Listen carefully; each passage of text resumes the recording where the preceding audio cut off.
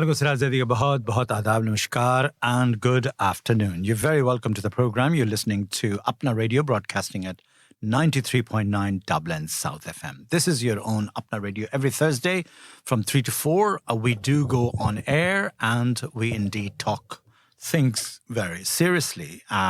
Issues that are affecting lives of people around the world and the whatever is going on in the world, we should be able to cover that. And that's the promise that I try to make it every Thursday to our listeners. So, like every week, we do indeed start the program with the with particular news item, and the news item we have it here. So I will bring Charmaine Colvin to start the news item, and Charmaine will entertain you with the news item. It's an awful thing to say. The entertainment element of the news is something that is not really should be talked about it, but there you go. But I, as I said, apart from the internet, apart from the news item, there are a lot of other items that need to be talked about it, and I would gradually cover them today, because every week we do have exciting material that we talk about it. So without further ado, I will start the program and ask Charmaine to take it away. Charmaine, take it away. Good afternoon, I'm Charmaine Colvin, and here is your weekly news update on Apna Radio 93.9 Dublin South FM. Violence has continued to erupt in the Indian city of Kolkata, as police fired tear gas and water cannon to disperse hundreds of protesters calling for the resignation of a top state minister in the wake of a gruesome rape and murder of a female trainee doctor. Protesters, led by university students, broke through the iron barricades set up on the route of their march to the West Bengal State Secretariat, resulting in a baton charge by the police, who had earlier declared the protest illegal. The attack on the 31-year-old doctor on August the 9th caused nationwide outrage, mirroring the similar widespread protests after a 2012 gang rape on a bus of a student in New Delhi, with campaigners saying women continue to suffer from high levels of sexual violence despite tougher laws. A police volunteer has been arrested for the crime, and the federal police have taken over the investigation. This week, more than 5,000 policemen were deployed in Kolkata, as protests led by some university students took off, demanding the resignation of West Bengal Chief Minister Mamata Banerjee. The BJP has extended its support to the protesting students, while senior state leader Suvendu Adhikari told reporters that Banerjee's administration was trying to suppress the rape and murder incident, a charge the state government has denied. Indian Prime Minister Narendra Modi has paid a historical visit to Ukraine, telling President Zelensky that he is prepared to play a personal role to bring peace. The Indian leader was criticised by President Zelensky last month when he hugged Russian President Vladimir Putin during a trip to Moscow on a day of deadly Russian strikes, including one on Kyiv's biggest children's hospital. Modi, 73, said he had told Putin that problems could not be solved on a battlefield. He said after meetings in Kyiv, both sides will have to sit together and to look for ways to come out of this crisis.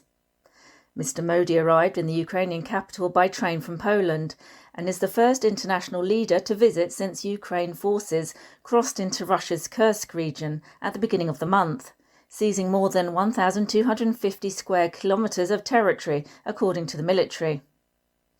Modi was taken to Ukraine's History Museum, where he was shown an exhibition remembering all of the 570 Ukrainian children reported to have been killed since Russia's full-scale invasion began in February 2022. India had never been neutral in the war, Modi said. Right from the first day, our side was peace. However, the fact remains that India has never condemned Russia's full-scale invasion.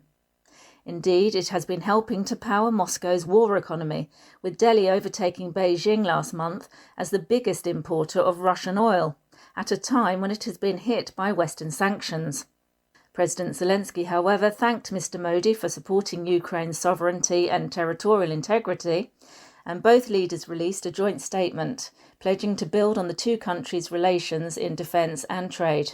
Australia is introducing a cap on the number of new international students it accepts as it tries to reduce overall migration to pre-pandemic levels.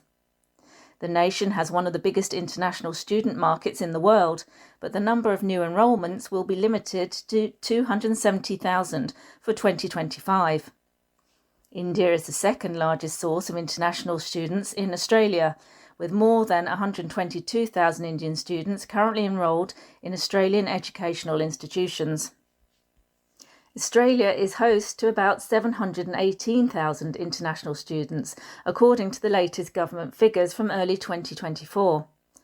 Higher education providers say the industry is being made a fall guy for housing and migration issues, and that a cap would decimate the sector.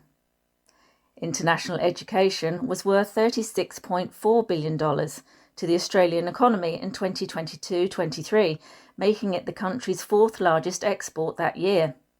According to economic modelling, the proposed cuts could cost the Australian economy $4.1 billion and result in about 22,000 job losses in 2025. 17-year-old Sheetal Devi, the world's only active female archer who competes without arms, is hoping to clinch a gold medal at the Paris Paralympics, which started this week. Devi is from the Jammu district and was born with phocomelia, a rare congenital disorder, making her one of the few female archers to compete without arms. The Asian Para Games gold medalist said, "I am inspired to win the gold. Whenever I see the medals I have won, I feel inspired to win more. I have only just started." Around 4,400 athletes from across the world will take part in 22 sports at the Paralympics this year. Archery has been part of the Games since the inaugural edition in 1960. While countries such as Great Britain, USA and South Korea have dominated the medal count, India has accounted for just one bronze medal across all 17 editions. Devi is currently ranked first in the world in the compound open women's category. In 2023, she won a silver at the Para Archery World Championship, which helped her qualify for the Paris Games. Nostalgic Indians are flocking to cinemas to watch old films. Layla Majnu, written by popular filmmaker Imtiaz Ali, barely made a mark at the box office when it was first released, but did good business on its second run. It is one among dozens of Indian films, some made more than 2 decades ago, which are getting a new lease of life as people flock to watch them on the big screen. India's film industry took a nosedive during the coronavirus pandemic, when cinemas were closed down and many resorted to streaming services. It is yet to return to its former glory. Analysts say the releases are driven by nostalgia and are making up for a lack of new films and lacklustre box office performances. So that's all from me. You have been listening to APNA Radio 93.9 Dublin South FM. Indeed, you're listening to APNA Radio broadcasting at 93.9 Dublin South FM. And that is Charmaine Colvin talking about pretty horrendous news, horrific news about Modi going gallivanting in Ukraine and hugging Modi and Modi's hugging Putin and, of course, going to Zelensky as well, hypocrisy of the whole thing, and at the same time talking about, that nothing can be solved with the war, and what you're doing with the violence, what you're doing in Bengal, in Bangladesh, in Bengal, with the Calcutta, stirring up the hatred, because Mamata Banerjee is the only voice. She is actually protesting against your regime, BJP, and therefore your strand is the last nail in the coffin to remove Mamata Banerjee somehow. And she's actually standing tall, strong on her ground. And that's the only territory that BJP does not have influence. Of course, there was a lot of things this year but the grip is getting tighter and tighter there. And that's where they are staring up. Who knows who set up the whole gang rape business of this medical student, and who did that and who did not. And then after that, the riots and creating up the uproar of the peaceful, creative, artistic community of Bengali people. I have a lot of respect for Bengalis. And indeed, in Calcutta, there people are struggling and they're making progress by sheer hard work. And that is not, fathomable. That is not acceptable to the... Anyway, that's a big complex issue. The other issue I would like to talk about this student business. I had been hawking about that for quite some time, that look, India's second, not the second, but the largest export of immigrant in the world is students. And the pretext of students, the country who are receiving as a students, they get a lot of money from the parents and this, that, the other different courses. Ireland is no exception. Ireland is becoming now the hotbed for the students because they're not interested in the studies. They are here on a student visa. As soon as they get the student visa, they get basically to become a taxi driver, become a worker on Tesco counters and serving and earning euros, basically. Whatever they're studying, it has no value in that anyway. And they're not credible sources of courses. They are the private colleges, such as, I'm not going to name because there's a DBS particularly on the top of the list. I don't want to badmouth them, but it is dubbed as Dublin, Dabba Baltiwala School, Dabba Baltiwala. So Dabba Baltiwala. Anyway, many bogus schools are around offering all sorts of stupid courses and charging arm and a leg to the students. So that is going on, and Australia is good on Australia that they're clamping on Indian students because everybody wants to go abroad and earn money in euro and dollars and foreign currency and all that. If that is the case, why can't India act together in order to get this a quality education at home? No students, Americans don't go to India. Germans, France, and Europeans don't go to India to study, because our standard of study is gone down the drain. And that is the problem. We'll focus on this issue particularly some other time. But Sharad is here to another shocking incident about encircling India from the sea. So sit back, relax, and enjoy this particular piece of information from Sharad. Sharad, take it away. And it is good to be here again. I was reading yesterday's newspaper and came across a news item about an Indian naval vessel, INS Mumbai, that docked in Colombo, Sri Lanka. So this report highlighted that concurrently 3 larger naval vessels from China were also conducting a port visit at the same time. The Indian naval contingent comprised of 450 sailors, while the Chinese deployment included around 1,500 personnel, and that's roughly 3.5 times bigger than the Indian sailors contingent. Interestingly, on 29th of August, which falls this Thursday, Sri Lankan Navy ships will engage in bilateral Navy exercises, both with China and India separately. Why this news is important? Because with the recent geopolitical developments across the Indian subcontinent, there is an increasing concern about India being strategically encircled by China's assertive maritime diplomacy, along with other international economic and defense might. Welcome friends. Today we will discuss how India is being strategically encapsulated by China's economic statecraft and financial leverage. Thankfully, we have not yet witnessed China's hard power in this region, but it is only a matter of time before the defense and the army power is visible.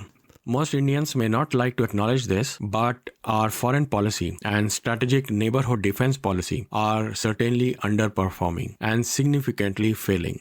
So let's begin with Pakistan in the west, Bangladesh in the east, followed by Sri Lanka and Maldives in the south. Pakistan, we all recognize that they have been long-time adversarial state, receiving significant economic and military assistance from China. While this alliance is not new, what is novel in this extent of Chinese military technical cooperation with Pakistan Navy, which is now positioned to build maritime assets that will effectively counterbalance India's naval capabilities, and that is worrisome. By the year 2028 and 29, Pakistan is projected to have 8 Yuan-class diesel-electric submarines, and when combined with its multi-role frigates, Pakistan will possess a naval fleet comparable equal in size and capabilities to India's Western Naval Command. This is just one instance of the deepening military strategic alignment between Pakistan and China.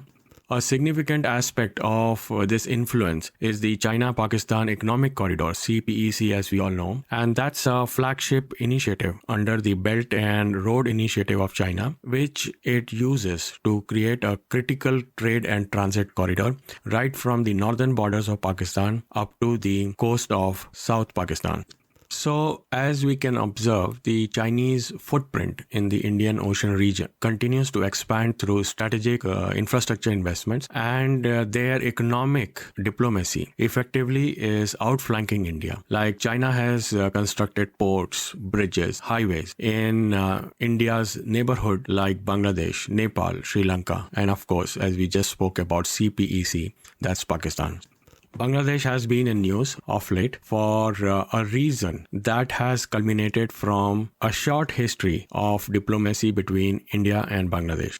So let's say the latest political dynamics, it indicates that government of India's influence in Dhaka is waning, and the rise of anti-India narrative, out India slogan within the Bangladeshi politics, particularly following Sheikh Hasina's exit, that's concerning. In fact, the Bangladesh Nationalist Party, BNP, has even called for the annulment of all the existing India-Bangladesh bilateral agreements.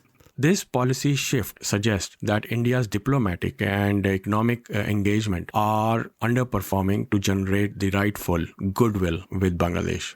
Conversely, China has emerged as an indispensable partner for Bangladesh, with many bilateral trade reaching approximately $18 billion.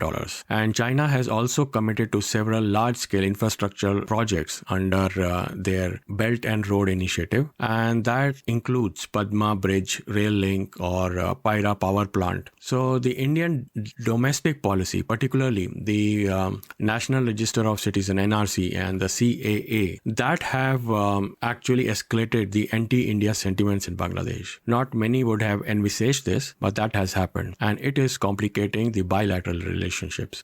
As a result, our eastern neighbor, Bangladesh, is slipping out of India's strategic sphere of influence, I would say. And this requires to be restored as soon as possible. Before I forget, a Teesta water sharing agreement that's pending between India and Bangladesh for very long. And it's a bone of contention in the relationship. So it must be resolved as soon as possible. Shifting focus to our southern maritime neighbors, Sri Lanka, and we observe that Sri Lanka and rather Maldives, they are also drifting away from Indian diplomatic influence. In Sri Lanka, China has emerged as the largest bilateral creditor. It holds 43% of Sri Lanka's external debt. To compare it with India, it's 15%. So over the years, Sri Lanka has significantly expanded its oil refinery capacity only with Chinese assistance. Last year, Sri Lanka granted approval to Sinopec. This is a Chinese state-owned enterprise, and they will construct a $4.5 billion refinery in the southern port. Now, this represents, again, a single largest foreign direct investment in Sri Lanka. And where does India stand? India has 23 large oil refineries, including world's largest. They could have been the forerunners, or in fact, they could have been the companies of choice when constructing a new oil refinery. But then China overtook India. Also, Sri Lanka has sought China's help in developing a container terminal in Colombo. India's expertise in container management and port management is second to none. India has more than 200 ports, of which about 68 ports are handling containers. So there is not a dearth of expertise that India could have offered to Sri Lanka. Looking ahead into September's election, there could be further strategic differences with Sri Lanka, especially when the opposition leader, Anura Kumara, he is perceived to be pro-China and also a strong contender in the upcoming elections. So while India failed to set up an oil refinery in Sri Lanka and the container terminal in Sri Lanka, In fact, the best bet of India came through the hands of Gautam Adani, who is a newcomer in this field and is politically supported. But then the seasoned player of the public sector units in India and even private players, they were sidelined. So Sri Lanka is going to be a hotbed for the Indian strategy, and Sri Lanka's economic woes continue. And after 22, the sovereign debt default, China has been excessively getting involved with the financials and the economics of Sri Lanka. Sri Lanka is heading towards debt trap diplomacy of China. So this only exemplifies the risk associated with unsustainable borrowing, and in turn will influence the geopolitics of the Indian subcontinent. Maldives is a small country with just 5 lakh people, but then has a geostrategic significance because it is vital to the Chinese trade and an influence of the Indian defense. But then China has established its footprint and of lately has been successful in installing a pro-Beijing administration. It has built infrastructure projects, which includes a 4-lane bridge connecting the capital of Male with the international airport on another island. There are various housing projects and land reclaim projects. If you look at the economics, Maldives owns $1.37 billion to China. That is about 40% of the country's public debt. So according to World Bank, that is unsustainable. So like Sri Lanka, in Maldives too, China is the biggest bilateral creditor. Last year, a diplomatic row erupted between India and Maldives when the pro-China government ministers, the new ministers, they made disparaging comments about the Indian Prime Minister. So obviously it prompted a boycott Maldives campaign. Guess what? The president, where did he go for help? He appealed to China to send more tourists because now the Indian tourism was dropping due to the boycott. So overall, between year 2000 until now, about 24 years, the Chinese official lending has grown up to $1.3 trillion. And this is to 165 low and middle income countries. Now that is the kind of influence China has been able to make on nearly 75% of the countries across the globe, with Maldives being one of the first South Asian countries to join the Beijing's Belt and Road Initiative, even though it is facing a risk of debt trap or debt distress, according to IMF. So China's strategy in South Asia, if you compare with that of India, it is characterized by massive infrastructure investments, economic aids, and use of soft power through diplomacy and exchanges. Now, the BRI, the Belt and Road Initiative, has been their primary tool for expansion of their influence. In return, they are also offering attractive financial options. India, on the other hand, has traditionally relied on historical ties, or to say geographic proximity, or religious and cultural linkages to maintain its influence, but it is not working.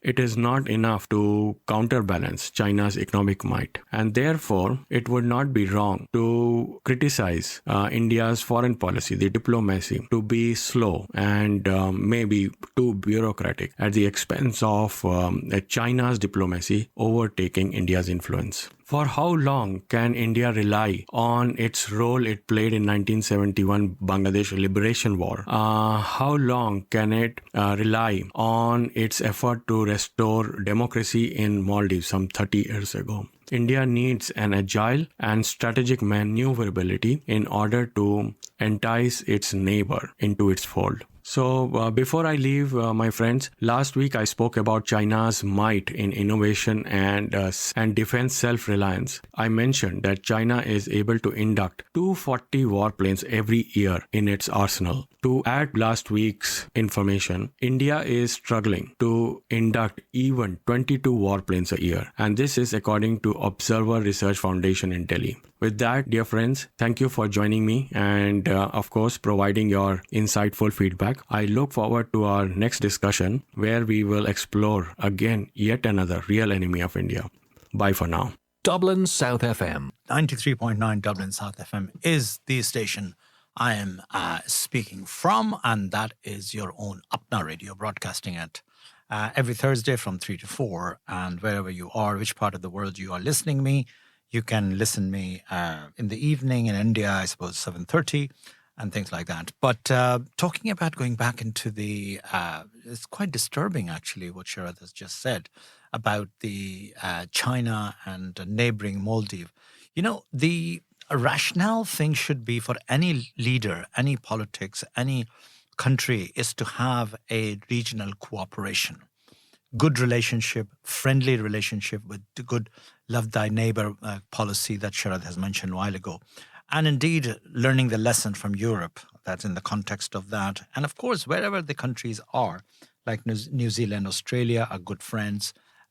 Here is a strange phenomena that India, which had a traditionally good relationship with Bangladesh, traditionally good relationship with Maldives, why? Have you ever thought about it? Because both of them are Muslim-dominant country. Here we go. I say out loudly those things which people do not like to listen, do not like to hear. But I'm going to tell you this fact that the reason for cutting the ties with Bangladesh, putting Bangladesh in turmoil, and Maldives, because they are run by a Muslim, and they are primarily Muslim nations. So therefore, no. And of course, the Pakistan is the arch enemy of India. Abey yaar, suno zara. You know, you have to be very sensible about economy of the country. The economic is something that if you be cooperative with few millions on your side on Bangladesh, few millions on Maldives, whatever, they will do trade with you. They will push the economy instead of just because they are majority Muslim country, therefore I have no relationship with them. Well, we'll cut ties with them. We create havoc with them. We create political upheaval. What kind of nonsense is this? And what kind of logic is this? That you are dividing the region on the basis of religion? That is absolutely appalling and sickening to understand that. Anyway, that is my sentiments. You take it or leave it, whatever you take it, like it or lump it is the phrase. But that is what is all about. But I'm going to talk about it. Another issue, which is obviously is the film festival that is happening here in Ireland, and I'm before I'll take a tracks and songs and things like that. Yes, do I have songs lined up? Quite a few nice songs lined up, and I will be talking about them, and I will be playing them, regularly, as we'll go along. So sit back and relax, and particularly this particular track that I have chosen, Dil To Hai Dil, Dil Ka Etebaar. पुराने गाने हैं ये, and Dil To Dil ही है, आ गया तो आ गया. So sit back, relax, and enjoy this particular track, and I'll come back to you on another track, on another topic, should I say. यहाँ बना हुआ है, दिल तो है दिल, दिल का एतबार क्या खींचे. अजीब चीज़ है दिल भी. दिमाग and दिल they कहते हैं कि mind is दिमाग is the brain, as we call it, is the king, and dil is the wazir. Wazir means the minister, and the relationship between the two are crazy. But it has to be in a talmel, in other words, aligned with each other. Once your dil and brain are aligned, your life is sorted. More or less, should I say. Anyway, that is my thoughts. Talking about the 15th Indian Film Festival of Ireland, I am absolutely gung-ho about it, because this is going to be fantastic. 15th, a bombshell. It's going to be the 15th Indian Film Festival of Ireland, kicking in from the 3rd of October till the 6th of October. 4-day festival this year. Extended, you planned for 3 days, but extended 4th day because the demand was so much for 2 more films that we have added on after the 3rd day. It's going to be the 4th day. So here we go. What is the 15th? First of all, what is Indian Film Festival of Ireland? 15 years ago, what happened was that I used to screen Indian cinema here in Dublin. And I'm the first one, actually, who started the screening of Hindustani cinema, Indian cinema in the cinema itself. Before that, Indian community, the diaspora community, were watching on DVDs and VHS cassettes and computers and things like that. So on a small screen at home. And so I'm the one who started, and I said, why No, why not? We could have it in the cinema, our films, because in the UK there is a huge film market. And as you've heard from Charmaine's news, now there's a comeback of the old classic films. Recently in Leicester Square, there was a big screening of Pakiza. I've done that as well in my film festival, the very film festival that I created. But how? Before I go to the film festival, let me talk to you about the background of it. So many years ago, in fact, 25 years ago, I started distributing and screening the Indian cinema at the Irish Film Institute, IFI, in the Temple Bar. And what a success it was, because people were flogging in from different parts of the country, Indians, of course, and Pakistanis and Bangladeshis, and then Indian subcontinent people. And they wanted to watch their films in the cinema because they are used to watching their films back home in the cinema. And here in Ireland, first time a person like Siraj Zaidi have started this screening of Indian cinema in the IFI cinema. So there you go. After that, many people have actually started, because, we are very copycat, we are very sharp, we are cannot see other people making money. If there is a good idea, a good business idea, they'll jump on it. They try to cutthroat you, undercut you, and they'll go into the same business. It's like, one guy opened a grocery store or a restaurant, another Indian opens across the road from that same chap to cut his market, to kicking on his belly. But this particular venture was beyond a lot of people's reach, because it requires a lot of technical knowledge of cinema, distribution, technical projection, technical reality, dealing with distributors and things like that. None of our community members at that time did not have any expertise in this sector, apart from your truly. So I end up actually creating a massive patch, and that became a wildfire news for the national television.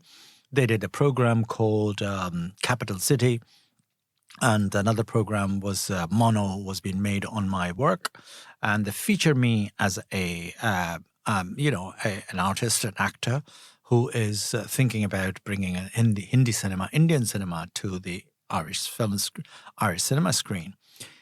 Funny enough, the cinema owners were a little bit apprehensive and not very helpful, let's put it this way. Only IFI, which is the Irish Film Institute, funded by the government of Ireland, which is a state-funded, some sort of a cultural institute with 3 screenings, and a restaurant and bar, and of course the bookstore and bookshop and all that. So it's a meeting place, it's a cafe, and it's with the screenings and all that. So that becomes the super hit venue for my films, and I got screening opportunity up until the next 10 years. I just had absolutely no competition, and a complete what I call it uncompetitive ride and I made buckets of money. Yes, I'm no ashamed of saying that. With the big films like Kal Ho Na Ho, Lagan, Mohabbatein, blah, all the blockbusters, the mainstream blockbuster films were my films. So what I did, I just slotted myself into the chains of distribution in the UK. And it was not too bad, in fact, to link with another distributor who was distributing it. And he said, okay, no problem, I'll send you. The only condition is that it has to be a delay for a week. If the film is releasing this Friday here, you will get it following Friday, not at the same time. So that was okay for people to live up to, as long as they heard, Devdas, Kal Ho Na Ho is released in the UK, and the following Friday it was here in my cinema. So that was my background in cinema. And I learned a lot about the industry, because dealing with the production houses, distributors, directly with the all big distribution houses in London, I started dealing with that. And so I learned a lot about it. And my knowledge for the cinema has gone up big time. So what happened after that? What happened after that is another interesting thing, that the piracy have started. And one film called Etbar, which was Mr. Amitabh Bachchan film, Vipasha Basu and all that. And then I bought that film and booked that film and organized and scheduled that film. But that film was 3 people were sitting in the cinema when I turned up. Then it was, a shock to me. They said, what happened? Why the people are not there? Because otherwise, usually there's a queue all the way up to the Damis Street, coming out from the Eustace Street, snake going around up to the Damis Street. People are queuing to the box office. I realized that there is a thing called piracy now. Indian films are getting pirated, brand new films on the internet from where? Hong Kong, from China. And people are watching them. And if the film is not very good, they will not turn up in the cinema. Of course not, because cinema costs money. You buy the ticket, you park your car, you have coffee, tea, lunch, or whatever. So therefore, they prefer to only come to the selected films. And that's the reason, as at the time that I started losing my shirt, as they say here. So I lost a big time in the film Etabar. It was bad buy for me. Oh no, the film was fine. I mean, John Abraham and Amitabh Bachchan and Bipasha Basu was the lead actors, and it was a good film. I like it, but there you go. So I thought, okay. And as something else happened, another 2 or 3 films in a series, I lost money in a big way. But that's what happens in business. You lose, you make. So when that happened, then I thought I have to reinvent the wheel. And I come up with this idea of creating an Indian Film Festival of Ireland in 2010, nearly 15 years ago. Indeed, 15 years ago is a staggering time. 15 years ago is a long time in somebody's life to,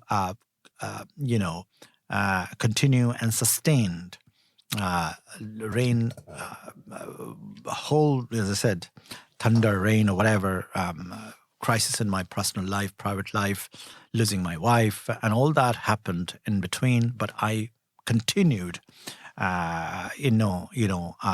screening films in the festival form and picking up the critical films in the form of Indian Film Festival of Ireland. So there you go.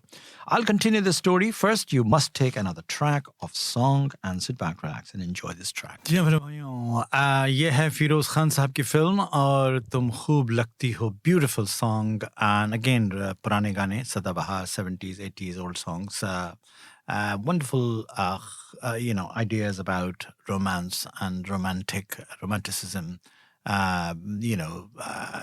Tum jaan hamari ho. Jaan word jo hai na, this is a very strange word. People use it for a couple in the couples format and things like that.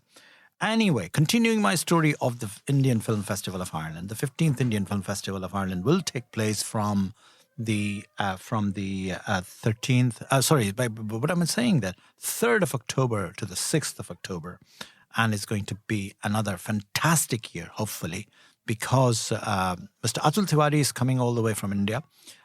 He's a writer, actor, and he's bringing a film called Mujib. Mujib is the film about Bangladesh. Bangladesh is in the news, and therefore I have to bring the mainstream film, which has not been released in India widely yet. It's a beautiful film. It's a tell about the history of Bangladesh, how it came about. And the background is, of course, Mujibur Rahman, Sheikh Mujibur Rahman. The short of that is Mujib, and that is the opening film. So therefore, 5 o'clock is the reception, as usual. Every year, that's what I do with the dignitaries. Hopefully, the Indian ambassador will join. Other ambassadors of the embassies will join. And of course, we will particularly like to have, a kind of a reception. And then, we would have a screening and discussion and all that. This is this fantastic way of opening a film and opening a film festival. So that is what is happening on the 3rd of October. On the 4th of October, which is the next day, we have a screening. By the way, there are screening in the short film screening in the morning as well. So there's on the 3rd of October, there's a screening and things like that. So that's what happening on the 3rd of October. And on the 4th of October, you would see that on the 4th of October, that many other films will take place. The three films every day. We have 10 films altogether over 4 days. So those 3 films will take place on the 4th of October. And then you would have, and I'm not telling you the dates, the titles, because I've told you the opening film. There are other films. You have to check it on the online. And online is the www.iffi.ie is the website. And of course, the schedule is there, day 1, day 2, day 3, day 4. And indeed, then on the next day is another attractive night of gala, award night, when I give awards to the participant traveling from India, vis-a-vis Atul Tiwari, and indeed a charity partner for this year, which is a delectable Danzel Foundation of India. Danzel Foundation of India is set up by its chairperson and CEO, Shakeba Omar. Shakeba Omar is a wonderful lady, a young entrepreneur, bright, delectable, and highly qualified educationalist, you name it, is there. So just check it out. She's a blogger. She writes a wonderful blog and very, very, very talented girl. She's coming over from India to receive the award, and we will be giving her as a charity partner of that. Every year we do recognize a organization, and she's running this as an NGO, non-government organization, with a lot of experience of working in the government department and education department and all that. But so she'll be here to receive the award and to talk about, and of course she'll tell you all about what Danzel Foundation is all about and how you can contribute, how you can support, how you can donate and all that. Festival have contributed, Festival has donated, and Festival is recognizing the effort of Danzel Foundation. So that's happening. And of course, it's not only that. The main attraction of the gala night is the ghazal singers and a popular singer from London, Asif Raza, who's coming over here to perform live concert during the gala night. So apart from the giving awards to the artist and the traveling, the people who are traveling from India, we are giving awards to them. There will be cultural performances, wonderful culture performances, classical culture performances by Satakshi Kaushik in Kathak, Angela George, the Kathak. She's also a Kathak dancer. And the wonderful, another Bharatanatyam dancer called Natarajan. And she is a wonderful, wonderful Mona Natarajan. Mona Natarajan is another from Chennai, and she is a beautiful, Bharatanatyam dancer. So she'll be performing these wonderful classical dance. And then we also have some singing. Arindam Sanyal would be going popular Indian numbers. Hopefully, the Mangala School of Music and Mangala could also sing, and one or two singers as well. As we go along, I'll keep telling you all about it, who they are, and the performance and things like that, introducing all the performers who will be performing. And of course, a gala night cannot be completed without a gourmet, a wonderful dinner. All of that is for, can you imagine, €25? 25 euro. I mean, you go to a coffee shop and have a coffee and a cake. 2 people can spend €25. Why am I spending and charging so little? Because in the past, I have been charging like €50, €100, and there was a less taking. On top of that, there are a lot of competition for other concerts, and I'm not going to give them plug at the moment, but other concerts are happening right next day. The same next day on the 5th of October, there's another concert. I'll talk about that some other time as well. But this is the reason that at least 2 people, a couple who's coming, spending €25, at least they would not feel that much if the 2 people were to spend €50 and have a wonderful evening. Enjoy the evening performances, live dancers, qawwali singers, ghazal singers, and khana, our own Indian dinner. So I'm grateful to those who have supported me. I'm really, really grateful to those who have taken an advertisement in our brochure. Please do support me. I need your help. That's another area. And but those who have, I'll name them later on. But senior friends, you see, the thing is that this festival is all about friendship. I do it with the help of my old pals in Dublin and the people who are senior community members, and they really have supported me in the past. So therefore, I would, really like to thank those who come on board this year as well. And so therefore, they would be the supporters, and they will be acknowledged on the day. On the special table will be set up for them and things like that. Anyway, not a special table, but they will be on the top table. And the table arrangement, seating arrangement is formal. Formal dinner, as I said, black tie if you can have it, monkey jacket as we call it. But if not, then you can have any smart dress. You can get it tailor-made. I got a suit tailor-made for that, and you'll be surprised to see me on the gala night with that particular suit. Anyway, enough about me. It's all about film festival, so sit back, relax, and enjoy this particular track. 2 दिन जिंदा रह सकते हैं चाहत की भरी निगाहों से, 2 दिल होठ मिले ना मिले, जिस्म मिले ना मिले. Well, I mean, मिलना चाहिए होठ भी और जिस्म भी, तभी तो मजा आता है. Anyway, that is what it was all about. Time is really up, and I would like to introduce you, just like I did last week, the Financial Sketchers, who are supporters, one of our supporters of the festival. And I'm delighted to introduce them again in this program, and we'll say goodbye to you, because Financial Sketchers are the one which is responsible for your health, your financial health. In fact, what they talk about it's a wonderful organization based in India, but they have footprints in America, in the Middle East, in the UK, and now increasingly they are, putting up their footprints in Dublin as well, in Ireland as well. So sit back, relax, and enjoy this particular, a clip which is about Financial Sketchers. There you go. Bye for now, and thank you very much for listening to me. I'll be back same time, same place next week, and I will give you continuous commentary, and a spiel is the word, Irish spiel as I call it, about the 15th Indian Film Festival of Ireland, which is not too far. But in the meantime, do book your tickets. It's up and running on the Eventbrite page.